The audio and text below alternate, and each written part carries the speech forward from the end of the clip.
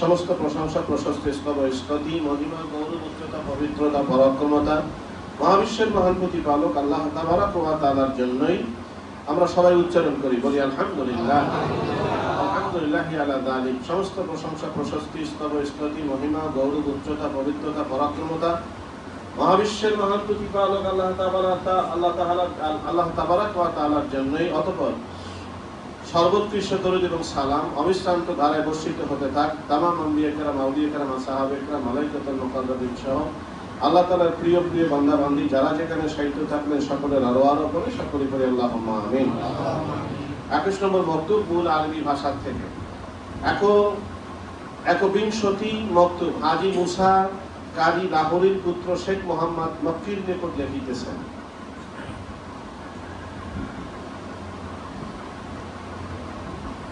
আজকের এই 21 নম্বর মক্তুব নকশবন্দিয়া তরিকার শ্রেষ্ঠত্ব ও নকশবন্দিয়া বুজুর্গগণের যে পূর্ণতা এর উপরে আজকের এই 21 নম্বর মক্তুব লিখছেন। এই অক্ষম দাস আপনার পবিত্র লিপিকা প্রাপ্ত হইয়াছে।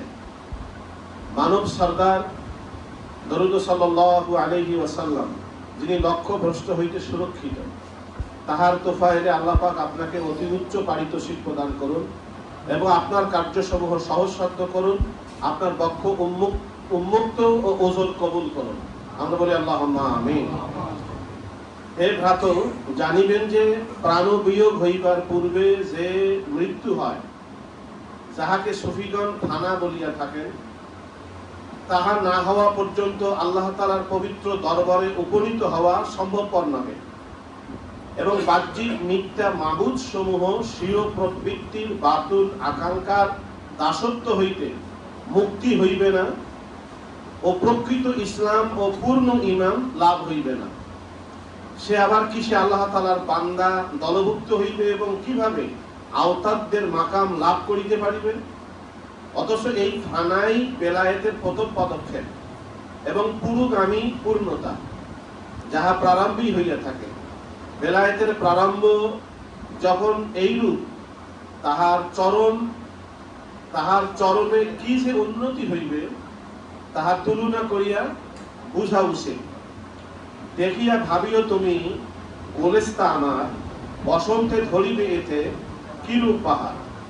বসন্তের শুভ হালে হয় প্রকাশিত, স্বচ্ছন্দে এবৎসর হবে প্রবাহিত। বেলায়েতের মধ্যে অনেক দরজা বা ক্রম আছে, উহা একটির উপর আরেকটি, যেহেতু প্রত্যেক নবীর পদক্ষেপে একটি বিশিষ্ট স্তর রহিয়াছে যাহা তাহার জন্য খাস। ইহাদের সর্বোচ্চ স্তর আমাদের নবী করিম সাল্লাল্লাহু আলাইহি ওয়াসাল্লামের পদক্ষেপের স্তর। কেননা যে তাজাল্লি জাতির মধ্যে কোনো এসেম সেফাত বা শুয়ুর ও এতেবারাতের প্রমাণ বা নিবারণ হিসাবে কোনরূপ অবকাশ নাই, তাহাই উক্ত বেলায়েতের বিশিষ্ট তাজাল্লি। প্রকৃত ও ধারণা সম্ভূত ব্যবধান সমূহ এই স্থানে জ্ঞানত ও দৃশ্যত বিদীর্ণ হয়। তৎপর আসলে ওরিয়ান বা অবাধ মিলন ও প্রকৃত আল্লাহ প্রাপ্তি লাভ হয়, তাহা ধারণা সম্ভূত নহে। যাহারা হযরত নবী করিম সাল্লাল্লাহু আলাইহি ওয়াসাল্লামের পূর্ণ অনুসরণ করেন, তাহারাও এই দুষ্প্রাপ্য মাকামে পূর্ণ অংশ প্রাপ্ত হইয়া থাকেন। অতএব কেহ যদি এই উচ্চ দরজা বা স্তর ও মহান সৌভাগ্য লাভ করিতে চায়, তবে সে তাহার পূর্ণ অনুসরণের জন্য দৃঢ় সংকল্প করুক। এই তাজাল্লি জাতি প্রকৃত প্রতিবিম্ব অন্যান্য মাশায়েখগণ তড়িৎ পথ পাইয়া থাকেন, অর্থাৎ অল্পক্ষণের জন্য তড়িৎ বেগে তাহার সম্মুখ হইতে ব্যবধান উঠিয়া যায়, তারপর আবার সেফাত সমূহ পর্দা লটকাইয়া দেওয়া হয় এবং আল্লাহ তাআলার জাতি নূর পর্দায় ঢাকিয়া যায়। সুতরাং আল্লাহ তাআলার আবির্ভাব তাহাদের প্রতি ক্ষণিকের জন্য হয় এবং অনুপস্থিতি দীর্ঘকাল ধরিয়া হইয়া থাকে। উক্ত হুজুরি নকশবন্দি বুজুর্গগণের স্থায়ীভাবে হইয়া থাকে। ক্ষণিকের জন্য যে হুজুরি হয় এবং যাহার পরে আবার অনুপস্থিতি কাল আসে, তাহা ইহাদের নিকট ধর্তব্য নহে। ইহাদের নিসবত বা আত্মিক সম্বন্ধ শ্রেষ্ঠতম, যেহেতু এই হেতু ইহারা বলিয়া থাকেন যে আমাদের নিসবতই উৎকৃষ্টতম। নিসবতের অর্থ আল্লাহ তাআলার জাত পাকের অবিচ্ছিন্ন আবির্ভাব। আরো আশ্চর্যের বিষয় যে হযরত রাসূল মকবুল সাল্লাল্লাহু আলাইহি ওয়াসাল্লাম এর সাহাবাগণের অনুরূপ ইহারাও শেষ মাকামের বস্তু প্রারম্ভেই প্রাপ্ত হইয়া থাকেন। সাহাবাগণ হযরত নবী করিম সাল্লাল্লাহু আলাইহি ওয়াসাল্লামের প্রথম সাক্ষাতেই যাহা লাভ করিয়াছিলেন, ওলি আল্লাহগণ তাহার সর্বশেষে পাইয়া থাকেন।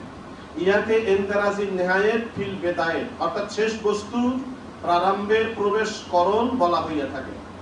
হযরত নবী করিম সাল্লাল্লাহু আলাইহি ওয়াসাল্লামের বেলায়েত বা নৈকট্য যেরূপ সকল পয়গম্বর আলাইহিস সালাতু ওয়াস সালাম হইতে ইহাদের নৈকট্য ও তদ্রূপ সকল ওলি আল্লাহগণের নৈকট্য হইতে উচ্চতর, ইহা হইবে না কেন? ইহাদের বেলায়েত যে হযরত সিদ্দিক আকবর রাদিয়াল্লাহু তাআলা আনহু এর সহিত সম্বন্ধিত। অবশ্য অন্য কামেল বুজুর্গ যদি ইহা প্রাপ্ত হন, তাহাও তাহা হইতেই পাইয়া থাকেন। অর্থাৎ হযরত আবু সাঈদ খাররাজ রহমাতুল্লাহি আলাইহি এই তাজাল্লির স্থায়িত্ব বয়ান করিয়াছেন, কারণ তিনি হযরত সিদ্দিক আকবর রাদিয়াল্লাহু তাআলা আনহু এর জুব্বা মোবারক প্রাপ্ত হইয়াছিলেন, যাহা নাফহাতুল উনুস নামক কিতাবে বর্ণিত রয়েছে। নকশবন্দিয়া তরিকার শ্রেষ্ঠত্ব ও নকশবন্দিয়া বুজুর্গগণের পূর্ণতা লেখিয়া তালেবগণকে উৎসাহ প্রদান করাই আমার উদ্দেশ্য মাত্র, নতুবা আমার এইসব আলোচনার কোনো আবশ্যকই করে না। জগৎবাসীর কাছে রহস্য তাহা বর্ণনা করিলে হবে অতি অবিচার, কিন্তু পথ দেখাইতে করিনু বয়ান, নতুবা যে হবে শেষে ব্যথিত পড়ান। আপনাদের এবং যাহারা সৎপথে চলে আমাদের তাহাদের প্রতি আমার সালাম। আল্লাহ তাআলা তার এই দোয়া আমাদের জন্য কবুল আর মঞ্জুর করুন। সকল বলে আল্লাহুম্মা আমিন। হাজী মুসা কারি লাহোরী পুত্র মোহাম্মদ মক্কি রহমাতুল্লাহ আলাইহি ওনার কাছে এই চিঠি মুজাদ্দিদ আল-বেসানি রহমাতুল্লাহ লিখেছেন যে এই অক্ষম দাস আপনার পবিত্র লিপিকা পাইয়া প্রাপ্ত হইয়াছে। মানব সরদার হুজুর পাক সাল্লাল্লাহু আলাইহি ওয়াসাল্লাম যেন লক্ষ্য ভ্রষ্ট হইতে সুরক্ষিত, তাহার তোফায়েলে আল্লাহ তাআলা আপনাকে অতি উচ্চ পারিতোষিক প্রদান করুন এবং আপনার কার্যসমূহ সহজসাধ্য করুন, আপনার বক্ষ মুক্ত ও ওজর কবুল করুন। আমরা আরেকবার বলি সবাই আল্লাহুম্মা আমিন। তিনি বলছেন, ভ্রাতা হে ভ্রাতা, জানিবেন যে প্রাণবিয়োগ হইবার পূর্বে যে মৃত্যু হয়, যাহাকে সুফিগণ ফানা বলিয়া থাকেন, তা না হওয়া পর্যন্ত আল্লাহ তাআলার পবিত্র দরবারে উপনীত হওয়া সম্ভবপর নহে এবং বাহ্যিক মিথ্যা মাবুদ সমূহ স্বীয় প্রকৃতির বাতুল আকাঙ্ক্ষার দাসত্ব হইতে মুক্তি পাইবে না ও প্রকৃত ইসলাম ও পূর্ণ ঈমান লাভ হইবে না। প্রাণ বিয়োগ মানে তো আমরা বুঝি দেহ থেকে প্রাণ আলাদা হয়ে যাওয়া, যেটাকে আমরা মৃত্যু বলি, যেটা হলে পরে জানাজা দেয়া হয়, লোকটা চিরদিনের জন্য বিদায় হয়ে যায়, এটাকে বুঝি না আমরা। কিন্তু এখানে বলছেন যে প্রাণবিয়োগ হইবার পূর্বে যে মৃত্যু, তার মানে আল্লাহ রাসূল বলেছেন আল মাউতু কাবলাল মাউত, মৃত্যুর আগে আরেকবার মৃত্যুবরণ করা। মানুষ ইচ্ছার দাস, ইচ্ছাকে আল্লাহ স্বাধীনতা দিয়েছেন। আপনি আমি ভালো মন্দ যা ইচ্ছা যে কোনোটা গ্রহণ করতে পারি। আল্লাহ তাআলা এই ইচ্ছার স্বাধীনতা বান্দাকে দিয়েছেন এবং এই কারণে আপনার আমার জন্য জান্নাত জাহান্নাম, এই কারণে আপনার আমার হিসাব। কোরআন শরীফে আল্লাহ তাআলা ভালো পথের সন্ধানও দিয়েছেন, বয়ান করেছেন, জাহান্নামের রাস্তা তারও বর্ণনা দিয়েছেন এবং বান্দাকে ছেড়ে দিয়েছেন এজরুস, তোমার যেটা খুশি তুমি গ্রহণ করো। এখন যেই বান্দা নিজের ইচ্ছাকে আর চলতে দিল না, আল্লাহর ইচ্ছার কাছে সমর্পিত হইল, শরীয়তের বন্ধনে আবদ্ধ হয়ে গেল, নিজের মন যা চায় তা আর করে না, আল্লাহ এবং আল্লাহ রাসূল যা করতে বলেছেন এইটুকুই করে, এটা নিজের ইচ্ছার মৃত্যু ছাড়া আর কি হতে পারে? এই জন্য এটাকে বলা হয় আল মাউতু কাবলাল মাউত, মরণের আগে মরে যাওয়া। অর্থাৎ মানুষ মরে গেলে যেমন সে নড়াচড়া করতে পারে না, মুখে মাছি পড়লে তার আবার কোনো ক্ষমতা থাকে না, আপনি আমি বেঁচে থাকা কালীনও যেন আপনার আমার শরীয়তের বাইরে কোনো কাজ করার কোনো সুযোগ। তাহলে পরিপূর্ণ শরীয়ত সুন্নত মোতাবেক চলাটাই হচ্ছে আমার মরণের আগে আরেকটা এটাকে বলা হয়েছে ফানা। আমাদের এই ইলমে মারিফতের ভাষায় এটাকে বলা হয় ফানা। ফানার অনেক আলোচনা আমরা বারবার করি। ফানাটা হচ্ছে, আমরা জানি, আমরা লোহা যখন কামারেরা ওই দেয়, লোহা দিয়ে আগুনে হাপড় টানে, বাতাসে আগুনটা লোহার মধ্যে যায়, তাপ দেয়। এই আগুনের তাপটা লোহার ভিতরে ঢুকতে ঢুকতে লৌহ দণ্ডটি কিছুক্ষণ পর তার লৌহত্ব হারিয়ে ফেলে না? আগুনে হাত দিলে যেমন পুড়ে যায়, লোহাতে হাত দিলে পুড়বে না? কি বুঝি কথা আমরা? লোহাতে হাত দিলে কি হাতটা, আগুনের যে গুণাবলী লোহারও একই গুণাবলী, লৌহত্ব তার হারিয়ে ফেলেছে। এটা হচ্ছে ফানার হাল। আমি যদি শরীয়ত সুন্নাত দ্বারা নিজের যা আছে সবকিছুকে হারায়া দেই, আমার ভিতরে ভেতর বাহিরকে শরীয়ত সুন্নাত দ্বারা সুসজ্জিত করি, তো এটা হচ্ছে ফানা। আর ফানার রং কি? সিবাগাতুল্লাহ ইলা হাসানু মিনাল্লাহি সিলওয়া, আল্লাহর রঙে রঞ্জিত হওয়া। এখন আল্লাহ তো কোনো রঙের মুখাপেক্ষী না। আল্লাহ কি কালো, সাদা, ফর্সা এরকম? কি ওই যে তাখাল্লুকু বিআখলাকিল্লাহ, আল্লাহর চরিত্রে চরিত্রবান। আল্লাহর চরিত্র কি? সেটা তো আল্লাহ তাআলা তার নবীর মাধ্যমেই প্রকাশ করে দিয়েছেন। কি আমাদের রাসূলের একটা মানুষের মাথায় যত ভালো গুণ থাকা দরকার, বা মেমোরিতে মানুষ যতটা ভালো গুণ লিখতে পারে, সমস্ত ভালো গুণ একত্রিত করলে পরে যা হয়, তিনি হচ্ছেন আমাদের নবী মুহাম্মদুর। এই জন্য তেনাকে গোটা সৃষ্টি জগতের সমস্ত মানুষের শিক্ষক করে পাঠিয়েছেন, যাতে এই গুণে আমরা গুণান্বিত হতে পারি। এবং আল্লাহ তাআলা তো তার গুণের প্রশংসা করেছেন। তো সেদিকে আমরা যাব না। সামনে যখন রবিউল আউয়াল মাস আসবে, যদি সুযোগ হয় আমরা ইনশাআল্লাহ রাসূলের শানে আলোচনা করব। এই ফানা বলা হয় কি?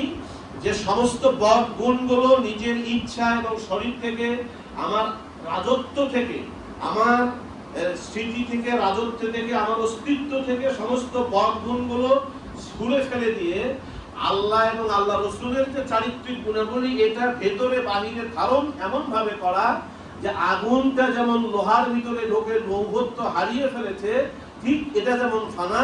আপনাকে আমাকে শরীয়ত সুন্নাত এভাবে ধারণ করতে হবে যে আপনার আমার ইচ্ছা যেন সব ফানা হয়ে যায়, হারিয়ে যায়। এবং এটা করতে হবে ওই মরণের আগে না মরণের পরে? এই জন্য বলেছেন যে প্রাণবিয়োগ হইবার পূর্বে যে মৃত্যু, যাহাকে সুফিগণ ফানা বলিয়া থাকে। যদি এইটা না হয়, তাহলে আল্লাহ তাআলার পবিত্র দরবারে উপনীত হওয়া আপনার আমার জন্য সম্ভব। এবং এটা যদি না হয়, তাহলে বাহ্যিক মিথ্যা মাবুদ সমূহ ও স্বীয় প্রবৃত্তির বাতুল আকাঙ্ক্ষার দাসত্ব হইতে মুক্তি পাইবে না। আমার বাতুল আকাঙ্ক্ষা, নফস যা চাচ্ছে, এখান থেকে আমি মুক্তি পাবো না। এবং কি বলা হচ্ছে যে মিথ্যা মাবুদ সমূহ। আচ্ছা, মিথ্যা মাবুদ কি? আমরা তো স্বীকৃতি দিয়েছি লা ইলাহা ইল্লাল্লাহ মুহাম্মাদুর, এটা মৌখিক স্বীকৃতি দিয়েছি আমরা, কিন্তু এর হাকিকত উপলব্ধি করতে পারিনি। এর নিয়ামত আমাদের এখনো নসিব হয়নি। আমরা এর আগে আলোচনা করেছি। আর মুরাকাবা মামুনিয়া বইটার ভিতরে এই স্ট্রাকচারটা দেওয়া আছে। আর ইংরেজি মাসের ৩য় শুক্রবার লালমনিরহাটে হয় মাহফিল। সেখানে আমরা ওই হোয়াইট বোর্ডে আইকে দেখাচ্ছি, যারা পারবেন যোগাযোগ করবেন। আমরা ওই হোয়াইট বোর্ডে ইদানিং আবার এই আকীদার বিষয়গুলো আইকে মানুষকে দেখাচ্ছি। আমরা জানি এখান থেকে প্রথম আকাশ 500 বছরের দূরত্ব, তারপরে এই পিঠ থেকে ওই পিঠের দূরত্ব 500 বছর, এভাবে দ্বিতীয়, তৃতীয়, চতুর্থ, পঞ্চম, ষষ্ঠ, সপ্তম, তার উপরে কি আরশে আজিম। ভুলে গেছি নাকি আমরা? হ্যাঁ, আরশে আজিম, তার উপরে কাব, রূহ, সের, খফি, আকফার জগৎ, মানে আলমে আরওয়ার জগৎ। আলমে আরওয়ার জগতের উপরে সিফাতের জগৎ। এখন আমরা জানি তো সিফাত কয় প্রকার? 2 প্রকার, সিফাতে উজুদি, সিফাতে আদামি, অস্তিত্ব আর শূন্যত্ব। সিফাতে উজুদি আবার 2 প্রকার, সিফাতে হাকিকি, সিফাতে ইজাফি। সিফাতে হাকিকি হলো 8, যাকে শান বা সুয়ুনাত বলা হয়। গুণ অষ্টক বাংলায় বলা হয়, মক্তবাদের ভাষায় গুণ অষ্টক। সেটা কি? কুদরাত, হায়াত, ইরাদা, ইলম, সামা, বাসার, কালাম, তাকওয়িন, এই 8টা গুণ। এর উপরে হচ্ছে এতেবারাতের জগৎ। এই এতেবারাতের জগৎ, তার উপরে হচ্ছে দাওয়ামে জাত, বান্দার ধারণা। আল্লাহর যে জাত আছে, এই যে বান্দা যতটা ধারণা করতে পারে, ধারণার জাত, কিন্তু আল্লাহ কি বান্দার ধারণার ভিতরে না ধারণার বাহিরে? কল্পনার মধ্যে না কল্পনার বাহিরে? তিনি কল্পনাতীত, ধারণাতীত। সুতরাং অন্তহীন ওই সত্তা, ওই সত্তা শুধুমাত্র ওটা হচ্ছে জাতে বাহার, নিছক জাত। আমরা এর আগে বক্তব্যে আলোচনা করেছি, ওইটা হচ্ছে নিছক জাত। আর নিছক জাত বাদ দিয়া আর যা কিছু আছে অবয়ব সর্বস্ব, সবগুলো হলো সৃষ্টি। আবার এই সৃষ্টি জগতের ভিতরে এমন কিছু আল্লাহ তাআলার সৃষ্টি আছে যেগুলোকে সৃষ্টি বলা যায় না, এগুলো অবস্থান আছে, সৃষ্টি না। যেমন ধরুন কোরআন শরীফ সৃষ্টি না, আল্লাহর কালাম কিন্তু সৃষ্টি না। আল্লাহর কালাম কোনটা সৃষ্টি এটা আলেমরা বুঝেন না, যার কারণে আজকে আমাদের সমাজে ফিতনা তৈরি হয়। এজন্য মুজাদ্দিদ আল-বিস্তামি রাহমাতুল্লাহি আলাইহি কালামে লফজি, কালামে নফসি বলেছেন। ইমাম আবু হানিফা রাহমাতুল্লাহি আলাইহি বলেছেন কোরআন কাকে বলে? লুগাতাম ওয়া মানা। লুগাত মানে ভাষা এবং ভাব, মানা অর্থ, এই দুটাকে কোরআন বলেছেন। আর ভাষাটা হচ্ছে সৃষ্টি, যে সৃষ্টি হয় তার সীমা থাকে, সসীমতার মধ্যে কলমকে কলঙ্কিত। কিন্তু আল্লাহর কালাম কি সৃষ্টি? সসীমতার মধ্যে কলঙ্কিত। এই জন্য ভাষা লোকাতটা হচ্ছে আলমে হদসের বস্তু, সৃষ্ট বস্তু, সীমার বস্তু। কিন্তু আল্লাহ তাআলার যে কালাম, আল্লাহ তাআলার প্রকৃত যে কালাম, সেটা হচ্ছে আলমে কাদিমের বস্তু, অন্তহীন মহাসত্তার বস্তু। ওইটা কোনো তুলনা করার মতো না। ঠিক এমনি জান্নাত জাহান্নামকে আমরা অনেকে মনে করি এটা সৃষ্টি হয়ে আছে, না। জান্নাত জাহান্নাম হচ্ছে আল্লাহ তাআলার সন্তুষ্টির বহিঃপ্রকাশ, আর জাহান্নাম হচ্ছে অসন্তুষ্টির বহিঃপ্রকাশ। এটি হচ্ছে বহিঃপ্রকাশ। এই যে কুল্লু মান আলাইহা ফান ওয়া ইয়াবকা ওয়াজহু রাব্বিকা যুল জালালি ওয়াল ইকরাম। একটা সব দুনিয়া যখন গায়েব হয়ে যাবে, সৃষ্টি ধ্বংস হয়ে যাবে, এরপরে জিবরাইল, ইসরাফিল, মিকাইল, আজরাইল শেষ। এরপরে শুধুমাত্র কে থাকবে? কুল্লু মান আলাইহা ফান ওয়া ইয়াবকা ওয়াজহু রাব্বিকা যুল জালালি, শুধু যুল জালালি ওয়াল ইকরাম, তিনি শুধুমাত্র থাকবেন। তাহলে তখন কি সেই জান্নাত জাহান্নাম শেষ হয়ে যাবে, ধ্বংস হয়ে যাবে, সবকিছু ধ্বংস হয়ে যাবে? না, জান্নাত জাহান্নাম তখনও ধ্বংস হবে না। কেন ধ্বংস হবে না?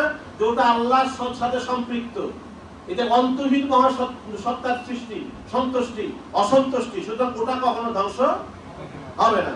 তাহলে এখন বুঝুন যে যাহা অবয়ব, সর্বস্ব অবয়বধারী, যাহা সৃষ্ট বৃত্ত, আমরা বক্তব্যের ভাষায় যেটাকে বলি দায়রায়ে মুমকিন, সৃষ্ট বৃত্ত। তা সৃষ্ট বৃত্তের মধ্যে যাহা আছে, আপনি যদি তাহা আকাঙ্ক্ষা করেন, তাহলে আপনার আমার ওই ইবাদতটা হবে মিথ্যা মাবুদ সর্বস্ব ইবাদত।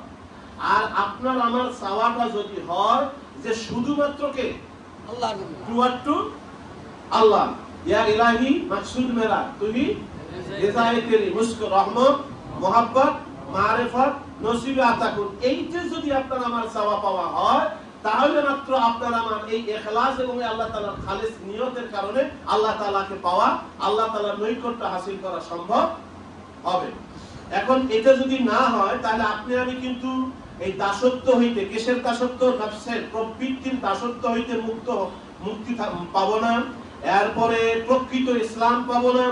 এরপরে পূর্ণ ঈমানও আপনার আমার লাভ হবে না। তাহলে খাঁটি ইসলাম পাইতে, নফসের প্রবৃত্তি প্রতারণার হাত থেকে বাঁচতে, পরিপূর্ণ মানে কামেলে মুমিন হইতে গেলে আপনাকে আমাকে সৃষ্ট বৃত্ত যা আছে এটা ছাইড়া দিয়া চাইতে হবে কাকে? শুধুমাত্র আল্লাহকে চাইতে হবে। আচ্ছা, এইটা হচ্ছে এটা ইনি বলছেন যে সে আবার কিসে আল্লাহ তাআলার বান্দা দলভুক্ত হইবে এবং কিভাবে তাওহীদের মাকাম লাভ করিতে পারিবে।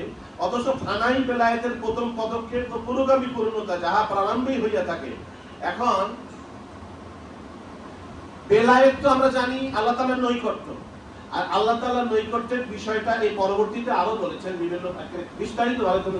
রাহমাতুল্লাহ আলাইহি যে প্রত্যেক মানুষের চেহারা যেমন এক মানুষের চেহারার সাথে আরেক মানুষের চেহারার মিল নাই, এক মানুষের কণ্ঠস্বরের সাথে আরেক মানুষের কণ্ঠস্বরের মিল নাই, এক মানুষের ডিলিংস ফিলিংস এর সাথে, এক মানুষের হাঁটা চলার সাথে আরেক মানুষের হাঁটা চলা ডিলিংস ফিলিংস এর কোনো মিল নাই। এই কারণে একটা মানুষ, এটা কারণটা হচ্ছে ওই যে আইনে সাবেতা মাদ্দায়ে তাইয়ুন, আমরা যেটা আলোচনায় আসবে সেদিন আমরা এটার বিষয়ে আরো বিস্তৃত আলোচনা শুনতে পারবো। তবে এই আইনে সাবেতা মাদ্দায়ে তাইয়ুন ভিন্নতা হওয়ার কারণে এইটা যেমন জাগতিক ভাবে হয়, ঠিক তেমনি নৈকট্যের ক্ষেত্রেও এক মানুষের আল্লাহর নৈকট্য যেমন পায়, আরেক মানুষ আল্লাহর নৈকট্য ওই রকম পায় না। কেউ কম পাবে, কেউ বেশি পাবে, কেউ তার চেয়ে বেশি পাবে। একজনের নৈকট্যের সাথে আরেকজনের নৈকট্যের কোনো মিল থাকবে না। ঠিক এইরকম নবী রাসূলদেরকে আল্লাহ তাআলা নৈকট্য দিয়েছেন, বেলায়েত দিয়েছেন। কোন রাসূলের নৈকট্যের সাথে কোন রাসূলের নৈকট্য মিল নাই। কিন্তু বলতে পারি আমরা অনেক আলেমরা যে আল্লাহ তাআলা বলেছেন লা নুফাররিকু বাইনা আহাদিন মির রাসূল, যে আল্লাহ তাআলা বলেছেন কোন রাসূলের সাথে আল্লাহ তাআলা কি করেন না, পার্থক্য সূচনা করেন না। ভাই আমরা পড়ালেখা করা মানুষ, আমরা যদি ক্লাস 10 এ পড়ে থাকি, তো ক্লাস 10 এ যদি 100 জন ছাত্র স্টুডেন্ট থাকে, আপনারা বলুন সকলের রোল কি সমান হয়?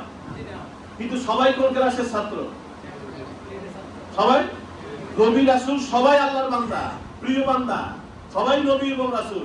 কিন্তু সকলের বেলায়েত, সকলের মর্যাদা আল্লাহর কাছে এক না। সর্বোচ্চ মর্যাদা, সর্বোচ্চ বেলায়েতধারী কে? মক্তবাদের আলোকে তিনি বলেছেন, মুজাদ্দিদ আল-হুসাইনি রাহমাতুল্লাহ বলেছেন, সর্বোচ্চ বেলায়েতধারী হচ্ছে, আল্লাহর নৈকট্যধারী হচ্ছে মুহাম্মাদুর রাসূলুল্লাহ সাল্লাল্লাহু আলাইহি ওয়াসাল্লাম। এখন এই বেলায়েতের ধারা ইনি দিয়েছেন কাদেরকে? সাহাবায়ে কেরাম তার কাছে পেয়েছেন। সাহাবায়ে কেরাম কি পেয়েছেন?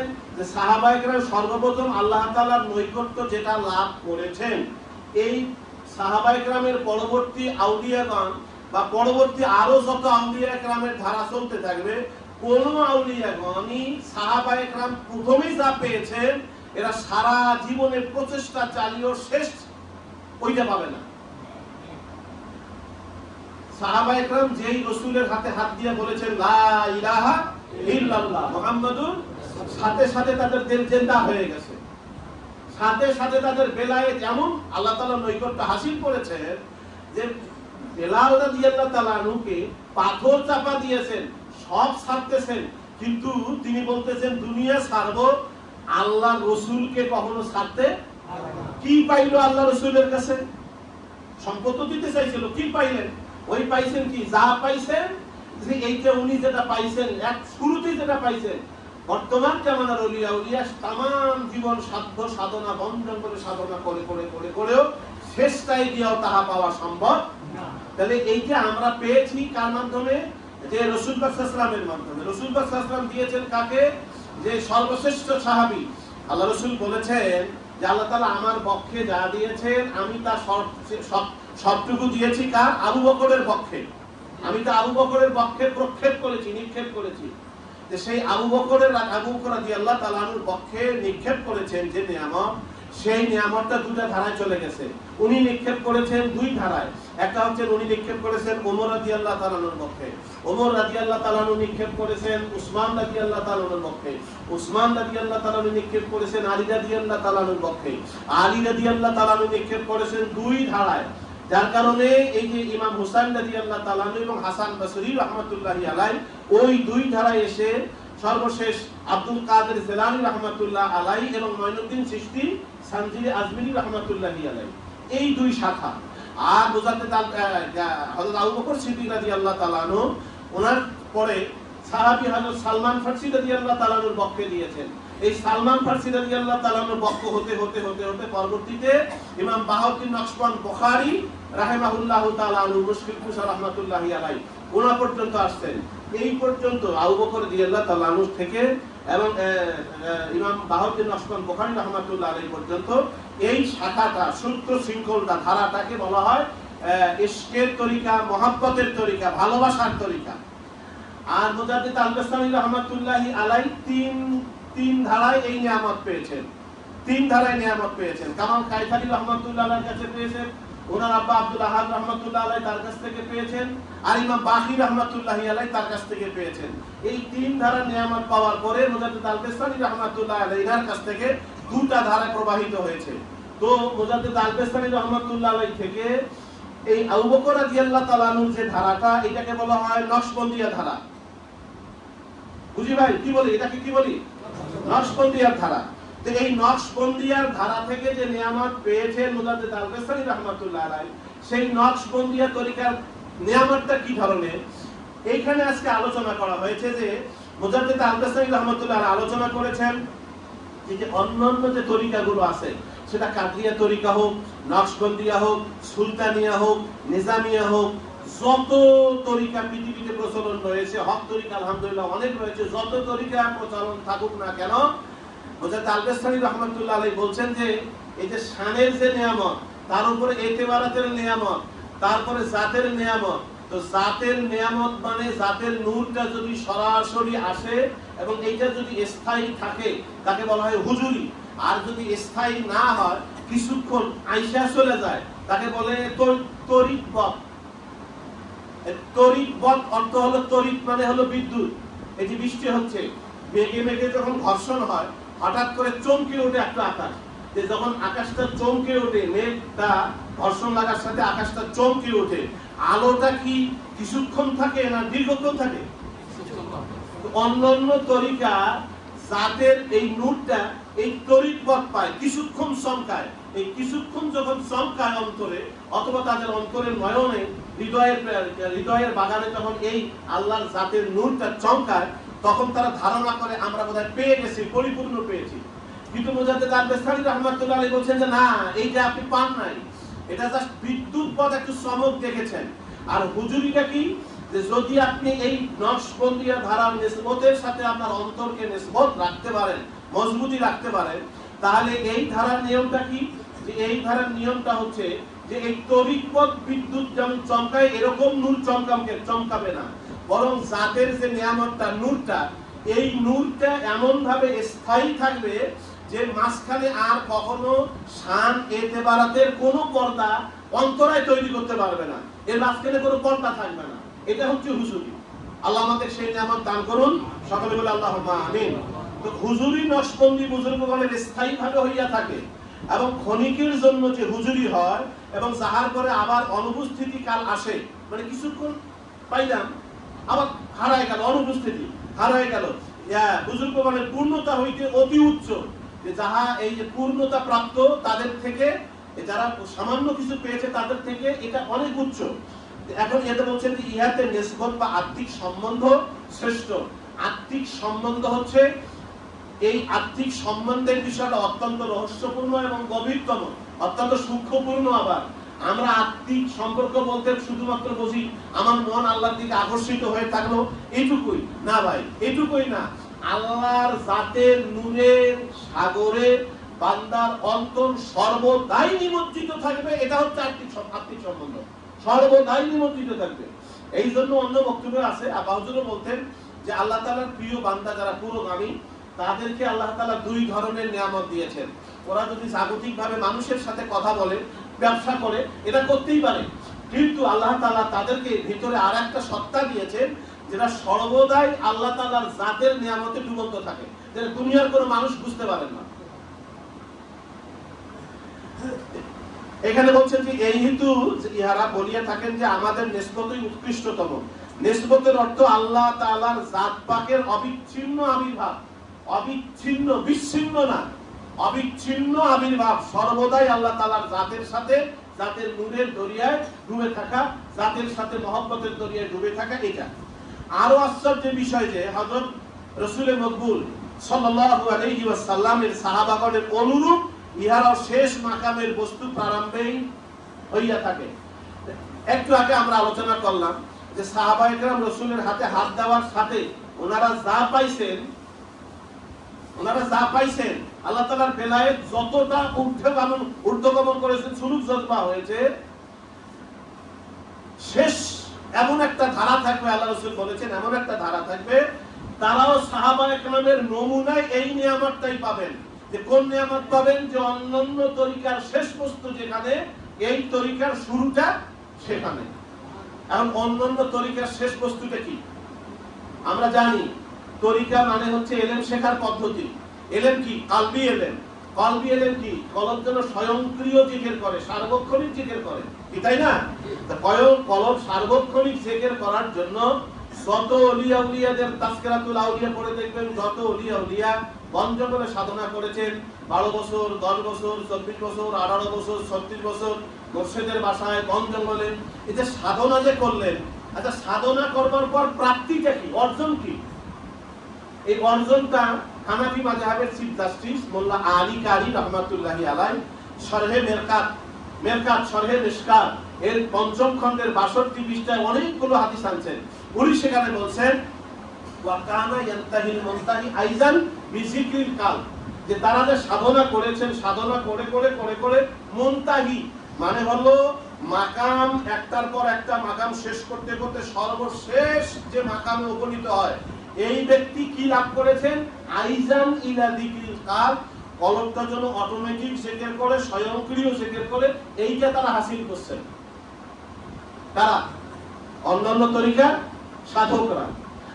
মুজাদ্দিদ আল-কাসসানি রাহমাতুল্লাহ আলাইহি বলেন যে এই নিয়ামতটা এই নকশবন্দিয়ার এই খাস মুজাদ্দিদিয়ার এই ধারা, আগে ছিল নকশবন্দিয়া, এখন এই ধারাটার নাম হচ্ছে খাস মুজাদ্দিদি। এই ধারাটার ভিতরে আল্লাহ তাআলা এই নিয়ামতটা এভাবে রেখেছেন যে ইনদারাজি নিহায়াত ফিল বিদায়াত, শেষ বস্তু প্রারম্ভে প্রবেশ করণ বলা হইয়া থাকে। অর্থাৎ ওই যে ওনারা শেষ বস্তু যা পায়, এই তরিকা খাস মুজাদ্দিদিয়া বা নকশবন্দিয়ার ভিতরে এই বস্তুটা শুরুতেই লাভ করা যায়। আর মাকামের দিক থেকে যদি ভাবেন তো অন্যান্য তরিকায় আগে নফসের মাকাম দেয়, তারপরে অন্য মাকাম দিয়ে দিয়ে দিয়ে দিয়ে সর্বশেষ কলবের মাকাম দেয়। আর আমাদের তরিকায় সর্বপ্রথম কোন মাকাম দেওয়া হয়? কলবের মাকাম। কেন? কলব আসল না নফস আসল? কোন মাকাম আসল? আরে ভাই কলবটা তো আসল। কারণটা হচ্ছে আমার অন্তর যা বলতে চায়, আমার জবান সেটা বলতেছে না, আমার অন্তর যা দেখতে চায়, আমার চোখ সেটা দেখতেছে, আমার অন্তর যেটা ধরতে চায় দিতে চায়, আমার হাত সেটা ধরতেছে দিতেছে, আমার অন্তর যেদিকে হাঁটতে চায়, আমার পা সেদিকে চলে। কোনটা আসল?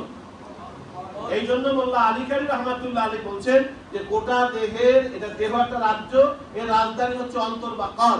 সুতরাং এই কল হচ্ছে মহাসাগর। এই সাগর যদি শুকাইতে পারি, তাহলে নদী ছেঁচার কোন দরকার আছে? কোনো প্রয়োজন নাই। আমি যদি রাজধানী দখল করি, তা দেশের আর অন্য কিছু আমার দখল করার দরকার নেই, পুরো দেশ আমার দখল, নাকি? ঠিক এই জন্যই তো বলা হয় আল্লাহুল মাওলা ফালাহুল কুল, আল্লাহ যার সবকিছুই। এই জন্য কলব আমাদের প্রথম মাকাম।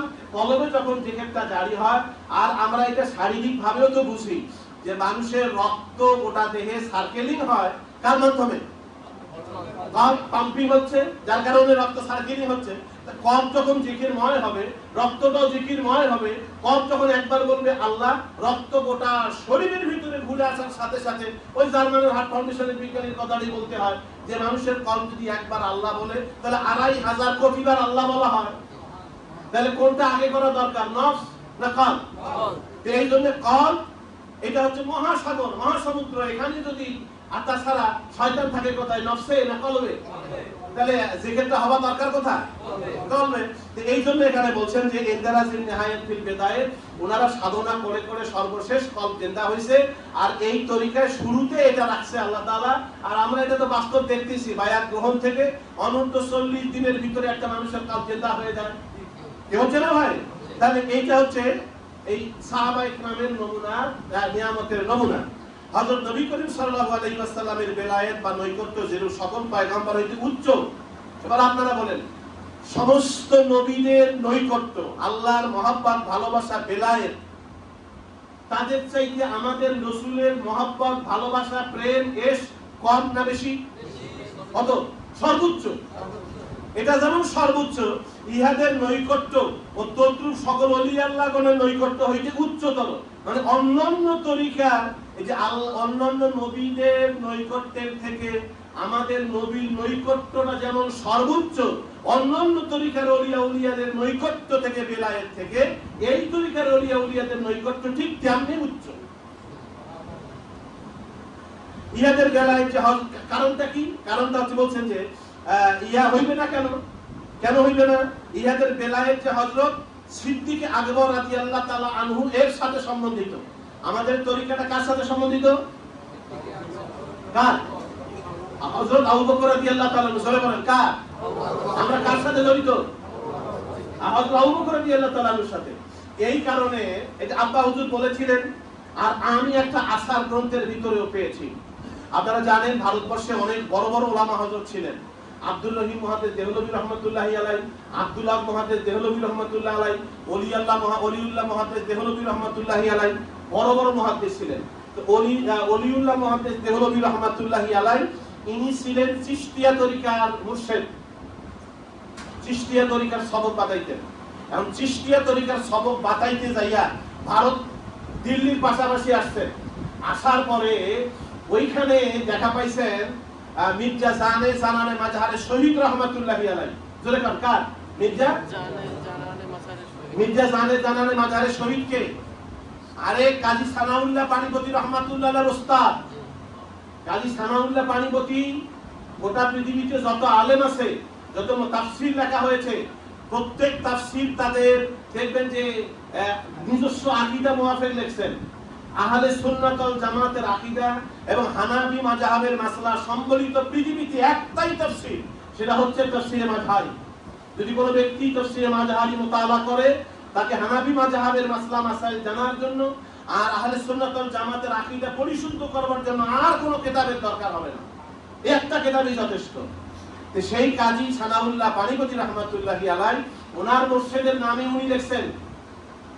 ওনার মুর্শিদের নাম কি? মির্জা জানানে মাজাহারে শহীদ। ওই জন্য তিনি তাফসীরে মাযহারি লিখেছেন।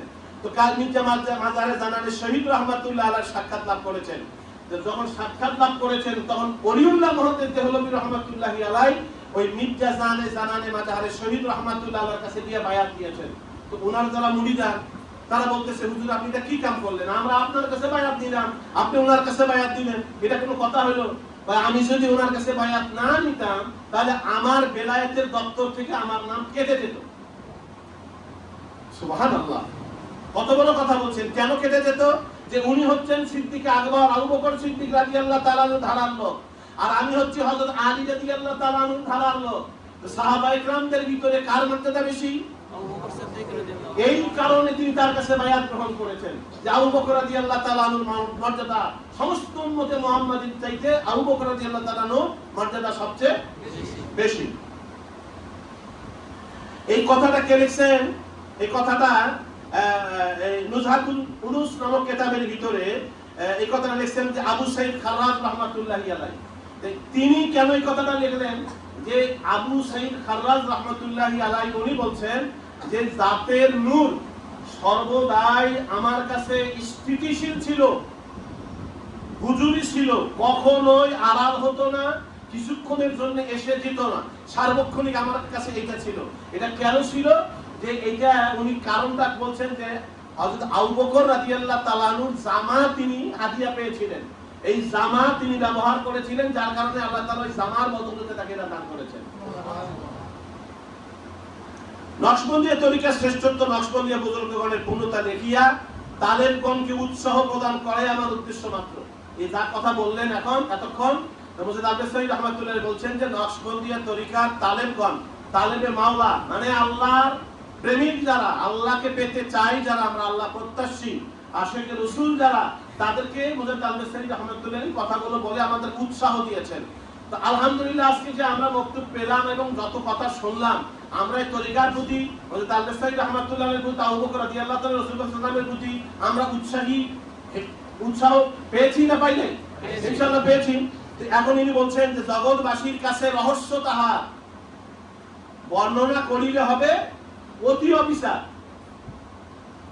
তাহার মানে আল্লাহ, আল্লাহ অন্তহীন, সুতরাং তার জাত সিফাত গুণাবলী আফআল সব অন্তহীন, তার কোনো সীমা নাই। আর আমি মানুষ সীমা, আমার ভাষা সীমা, আমার বুঝ সীমার ভিতরে, আমার এলেম সীমার ভিতরে আমি সসীমতার সকল কলঙ্কে কলঙ্কিত হইয়া আমি কি করি আল্লাহর এই অন্তহীন মহাবিষয়ের উপরে আলোচনা করতে পারি? এটা আমার করা সম্ভব? ওই জন্যই তো শুরুতেই বলা হয়েছে যে সকল প্রশংসা, যত বান্দা প্রশংসা করতে পারে একমাত্র কার? আলহামদুলিল্লাহ। বলি কার? আলহামদুলিল্লাহ। সমস্ত প্রশংসা কার? আল্লাহ তাআলা। তো এখানে বলছেন যে জগৎবাসীর কাছে রহস্য তাহার বর্ণনা করিলে হবে অতি অবিচার, নতুবা যে হবে শেষে কিন্তু পথ দেখাইতে করিল বয়ান।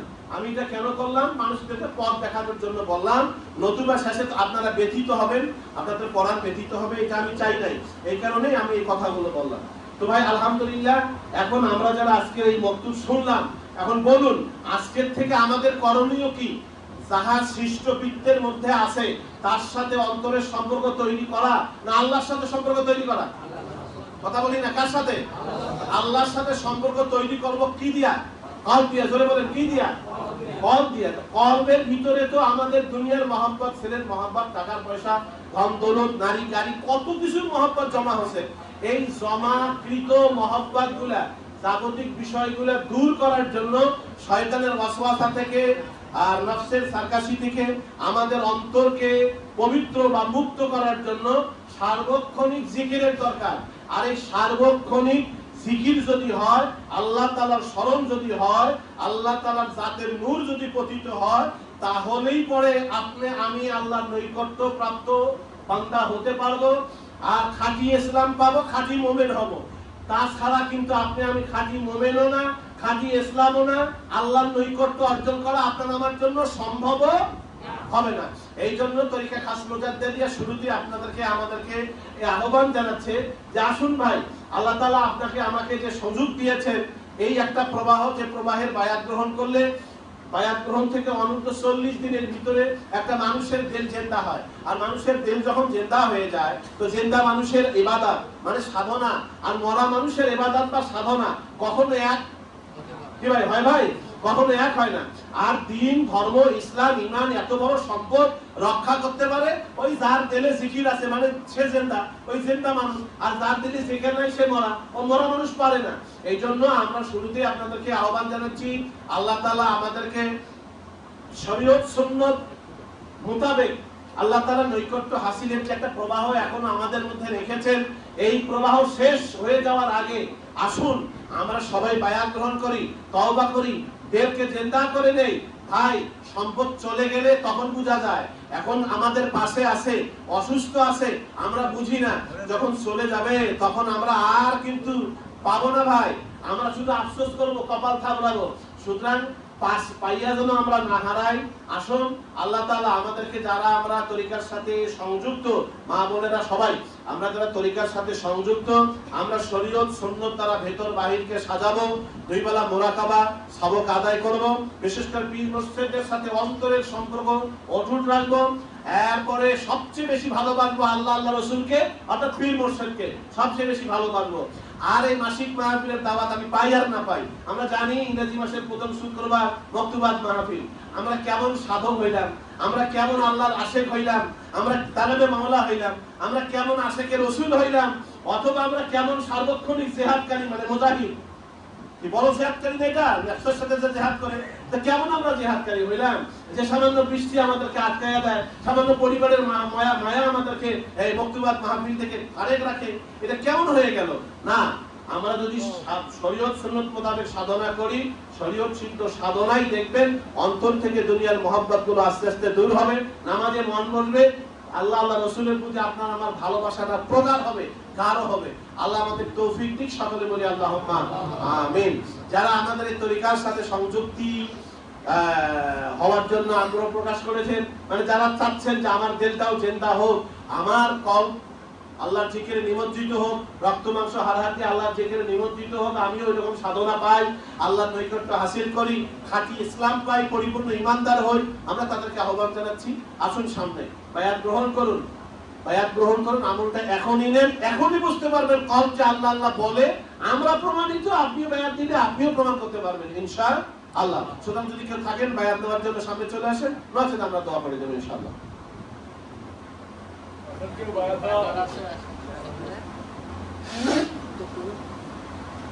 সামনে